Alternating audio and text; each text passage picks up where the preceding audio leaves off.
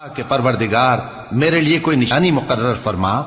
فرمایا نشانی یہ ہے کہ تم صحیح و سالم ہوتے ہوئے 3 رات دن لوگوں سے بات نہ کر سکو گے۔ پھر وہ عبادت کے حجرے سے نکل کر اپنی قوم کے پاس آئے تو ان سے اشارے سے کہا کہ صبح و شام تسبیح کرتے رہو۔ فرمایا اے یحییٰ ہماری کتاب کو مضبوطی سے تھامے رہو، اور ہم نے ان کو لڑکپن ہی میں دانائی عطا فرمائی تھی اور اپنے پاس سے شفقت اور پاکیزگی دی تھی، اور وہ پرہیزگار تھے اور وہ اپنے ماں باپ کے ساتھ نیکی کرنے والے تھے اور سرکش اور نافرمان نہیں تھے۔